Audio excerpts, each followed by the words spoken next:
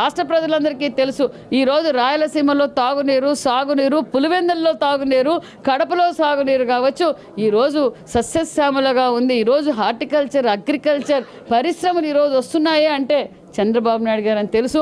ఒక జగన్మోహన్ రెడ్డి గారికే మరి చంద్రబాబు నాయుడు గారు దోషిగా కనిపిస్తున్నారే తప్ప రాష్ట్ర ప్రజలందరికీ సంపూర్ణమైన నమ్మకంతో ఉన్నారు, క్లారిటీగా ఉన్నారండి. వాళ్ళ స్వార్థ రాజకీయాల కోసం వాళ్ళు మాట్లాడచ్చు, కానీ ప్రజలందరికీ క్లారిటీ ఉంది. 2020లో జగన్మోహన్ రెడ్డి గారు ముఖ్యమంత్రిగా ఉన్నప్పుడే ఎన్జిటి కావచ్చు, మరి బోర్డు కావచ్చు ఏ విధంగా ఆపిందో, మరి ఏవి ఆలోచన లేకుండా, అనుమతులు లేకుండా జగన్మోహన్ రెడ్డి గారు ప్రారంభిస్తే దానిని కేంద్రం ఆపింది.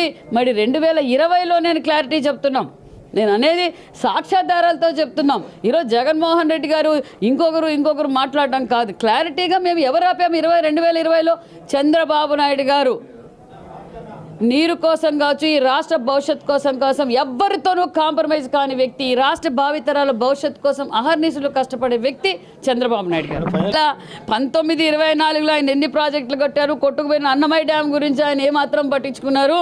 42 మంది చనిపోయినప్పుడు 5 ఏళ్ళు 151 సీట్లని అన్నారు. మరి 5 ఏళ్ళు ఆయన ఏం చేశారో అసెంబ్లీకి రమ్మానండి.